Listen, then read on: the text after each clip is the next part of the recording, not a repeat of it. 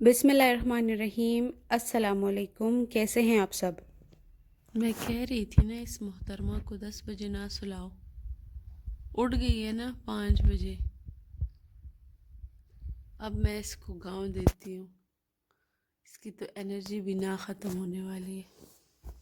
जी जी जी जी बेटा, ये कोई उठने का टाइम है? ये कोई उठने का टाइम है आपका? जो आप उठ गई हैं, फिर बाद में तो लंबी तान के सोती रहेंगी ना 11 बजे तक। लेकिन नहीं, अम्मा अब्बा क्यों सोए? वो भी तो जाग जाए ना, है ना? है ना? हाँ, ये टाइम सुख पासी हाँ, ये टाइम सुख पासी चित्रा पासी। तो कैसे हैं आप सब? उम्मीद करती हूँ सब अपने अपने घरों में खुशहाल होंगे, शाद और आबाद होंगे। अल्हम्दुलिल्लाह हम भी बिल्कुल ठीक ठाक हैं। तो जैसा कि आपने देखा है, सुबह के 5 साढ़े 5 बजे तितली जाग गई थी। हम नमाज के लिए उठे थे तो वो हमसे पहले ही उठ गई थी और फिर उसके बाद वो नहीं सोई। और तकरीबन ये कोई 6 बजे का टाइम है और मैंने सोचा चलो अपने हस्बैंड को नाश्ता बना के दे देती हूँ और फिर उसके बाद जो है मैं सो जाऊँगी। फिर दोबारा उनके लिए ऑफ़िस के लिए नहीं उठूँगी। और ये है बहुत पुरसुकून मंज़र है और इस टाइम बहुत ही ज़्यादा सुकून होता है। ना कोई शोर शार, ना कुछ और बस सिर्फ खामोशी ना। बहुत सुकून दे मंज़र था इस टाइम। और मैं अब चलती हूँ किचन की तरफ। ये वही मैंने जो कपड़े धोए हुए थे वही हैं। और मैं यहाँ खिड़की से अंदर बाहर जाती हूँ तो दरवाज़ा भी ठीक है, लेकिन ये ज़्यादा नज़दीक पड़ता है तो इधर ही से बंदा जा आना जाना हो जाता है। और ये मैंने जो पौधा रखा है डाइनिंग पे, ये बहुत खुश्क हो गया था, लेकिन अल्हम्दुलिल्लाह इसने वापस से ग्रो करना शुरू कर दिया है। छोटे छोटे पत्ते निकल आए हैं इसमें। और बाकी के पौधे मेरे तकरीबन सूख चुके हैं। अब पता नहीं उनका क्या मसला था। तो अब हम आ गए हैं अपने रसोई घर में, अपने किचन में। तो सुबह सवेरे का मंज़र है यहाँ पर भी। मैंने कभी आपसे सुबह का मंज़र शेयर नहीं किया, अक्सर दोपहर का या फिर शाम का खाना होता है। तो ये सुबह अब मैं चाय बनाने लगी हूँ उनके लिए। चाय और अंडा और पराठा मांग रहे थे वो, तो बस वही चाय के लिए पानी रखा है और तवा रखा है ताकि वो गर्म हो जाए। और अभी कपड़े से मैंने काउंटर जो है वो साफ़ कर दिया है। हालांकि रात को साफ़ करके जाता है मेरा हेल्पर, लेकिन फिर भी रात भर क्या पता चलता है, तो मैंने उसी पे कपड़ा लगाया और एक मग निकाला जिसमें से मैं अभी दूध निकाल के उसको माइक्रोवेव करूँगी। दूध दूध चूँकि फ्रिज में पड़ा होता है तो इसलिए ठंडा होता है, तो मैं चाय में डालने से पहले उसको माइक्रोवेव कर लेती हूँ। इससे टेस्ट चाय का अच्छा आता है। तो ये अब रेगुलर पराठा मैंने नॉर्मल साइज़ का पेड़ा लिया है, ना बहुत छोटा ना बहुत बड़ा।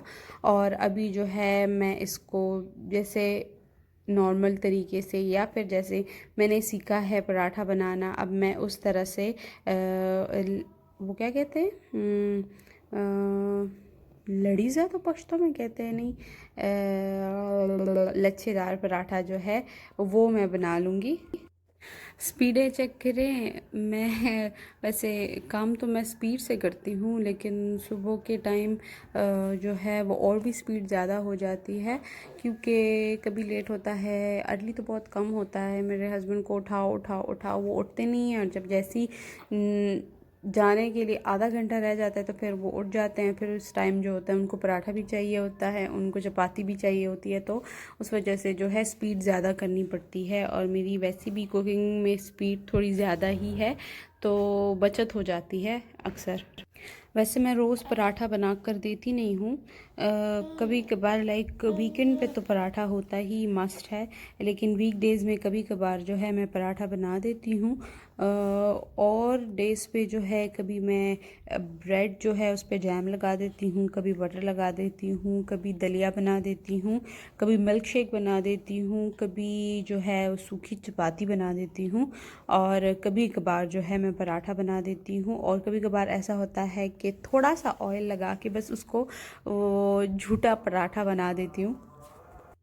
क्योंकि बनाने को तो मैं पराठा बना दूँ, लेकिन जब वो फिर स्केल पे खड़े होते हैं और 200-300 ग्राम जब उनका ज़्यादा हो जाता है तो फिर आके मुझे कहते हैं कि अब मैं खाना भी नहीं खाऊंगा, अब मैं ना दोपहर का खाऊंगा ना रात का खाऊंगा। तो बस इससे बेहतर है आप पराठा ना ही खाएं सुबह, और वीकेंड्स पे ही खाएं तो बेहतर है। फिर वेट भी मैनेज रहता है और फिर स्केल भी ज़्यादा ऊपर नीचे नहीं होता। तो चाय के लिए मैंने जो पानी रखा था तो वो अब गर्म हो गया है, उसमें मैंने पत्ती, चाय की पत्ती डाल दी है और चीनी भी डाल दूँगी। और साथ साथ में जो है वो धीमी आंच पे पकती रहेगी और मैं साथ में जो है वो पराठा बना लूँगी। और तितली आप सबसे बात करना चाहती है, मुझे सुकून तो कभी वॉइस ओवर में नहीं आएगा। वैसे एक बात है, जितना अर्ली आप नाश्ता करते हैं उतना ही आपका अच्छा हैवी नाश्ता करने को दिल करता है। जैसे आप पराठा भी खा लेते हैं, अंडा भी खा लेते हैं और कुछ भी खा लेते हैं, लेकिन जितना लेट होता जाता है आपका नाश्ता उतना ही जो है वो छोटा होता जाता है, मतलब क्वांटिटी भी कम हो जाती है और फिर हर एक चीज़ जो है वो दिल पर बोझ कर जाती है। और यहाँ पे तवा अब गर्म हो गया है, मैंने थोड़ा सा ग्रीस कर दिया है तवे को और जैसे पराठा डालते हैं मैंने उसी तरह पराठा बना के डाल दिया है। अब मैं पराठे को जो है थोड़ा सा ऑयल ऊपर लगा के धीमी आंच पे जो है बना लूँगी, क्योंकि धीमी आंच पे जो पराठा बनाते हैं वो उसका कलर बहुत खूबसूरत होता है। और ये बात मैंने अपनी छोटी बहन से सीखी है, मुझे पराठा बनाना बिल्कुल भी नहीं आता था, वो बहुत अच्छे पराठे बनाती है, तो उसी ने मुझे बताया था कि धीमी आंच पे पराठा बनाया करो तो वो खूबसूरत गोल्डन भी हो जाता है और अंदर से कच्चा भी नहीं रहता, अच्छे से पक जाता है। So thank you Mona. तो धीमी आंच पे पराठा भी बन रहा है और साथ में ही धीमी आंच पे जो है वो चाय भी उबल रही है। और मैंने आजकल एक लाइफस्टाइल में थोड़ा बहुत चेंज किया है। मैं सुबह को उठ के नीम गर्म से थोड़ा सा ज़्यादा गर्म जो है वो पानी पीती हूँ। कहते हैं डाइजेशन के लिए अच्छा है, कॉन्स्टिपेशन के लिए अच्छा है, बाकी भी बहुत चीज़ों के लिए अच्छा है। तो मैंने सोचा कि चलो वेट लॉस के लिए भी अच्छा है, तो मैंने सोचा चलो इसको ट्राई करते हैं। ये मैंने पहले भी ट्राई किया था शादी से पहले, लाइक तकरीबन 2-3 साल पहले, तो काफ़ी इफ़ेक्टिव था। आपका जो ब्लोटिंग वगैरह है और ये जो वाटर वेट है वो जल्दी लूज़ हो जाता है उसके साथ। और अभी मैंने दोबारा ट्राई किया है, लेट्स सी कोई फ़र्क आता है तो फिर मैं आपको ज़रूर बताऊंगी। और ये रहा, खूबसूरत सा पराठा बन गया है, इतना ज़्यादा खूबसूरत नहीं है लेकिन फिर भी चलो अच्छा है। अब जो है मैं इसको जो है चुकेर में निकाल लूँगी। चुकेर कहते हैं, कुछ लोग चंगेर कहते हैं। उसमें मैंने एक टिशू रखा है और बस उसके बाद जो है चाय भी मैं कप में निकाल लूँगी। और ये मैंने पानी गर्म किया है अपने हस्बैंड के लिए, उनको भी मैंने शुरू करवाया है गर्म पानी सुबह में पीना। और अब मैं बना लूँगी एक half fry sunny side egg बना लूँगी। पहले जो थे, मुझे जहाँ तक याद है जब हम स्कूल जाते थे, छोटे होते थे, तब तक तो हाफ़ फ्राई इसी तरह बनता था ना। फिर उसके बाद से हमारी अम्मियों और सब ने जो है वो जान छुड़ाने की खातिर क्या कर दिया, अंडे को बस तवे पे पलट तो उसकी शक्ल ही बिगड़ जाती है ना, तो बस वैसे हाफ़ फ्राई बनाना शुरू कर दिया। तो बस उनकी देखा देखी हमने भी ऐसा बनाना शुरू कर दिया। लेकिन जो खूबसूरती इस तरह के हाफ़ फ्राई में है ना, और जो टेस्ट इसका होता है, तो वो तवे के ऊपर पलटे वाले का नहीं होता। और ये जनाब रो रो के हलकान हो रही थी अंदर, और अब्बा हुजूर जो है वो इनके सो गए थे, उनको पता भी नहीं चल रहा था ये कितना रो रही है। तो फिर मैं इसको जाकर उठा कर ले आई। काम ऑलमोस्ट डन था, बस मैंने पराठा भी निकाल लिया है और अंडा भी प्लेट में निकाल लिया है, चाय भी निकाल ली है। और अब जो है मैं ले जाती हूँ अंदर बर्तन। और मोहतरमा जागी हैं तो पराठा तो इनको भी चाहिए, ये भी अपने अब्बा के साथ पराठा खा रही हैं।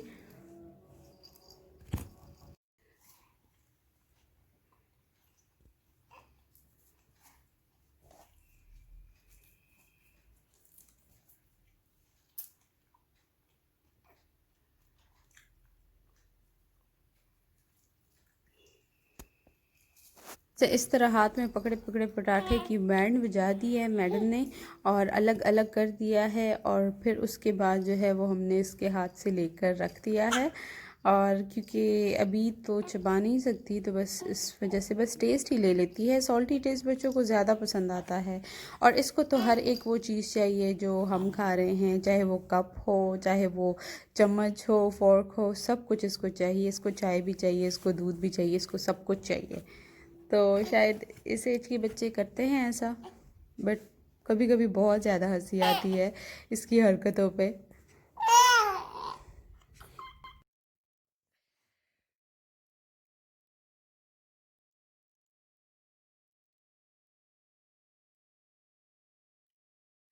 तो उम्मीद करती हूँ आपको आज का व्लॉग अच्छा लगा होगा। अपना ख्याल रखें, अपने प्यारों का ख्याल रखें। अगले व्लॉग तक के लिए इजाज़त दें। इंशाल्लाह ज़रूर हाज़िर होंगी एक नए व्लॉग के साथ। और अभी तितली मुझे बिल्कुल भी वॉइस ओवर करने नहीं देगी, तो तितली की तरफ से भी सबको खुदा हाफिज़, अल्लाह पमान, बाय बाय, टेक केयर।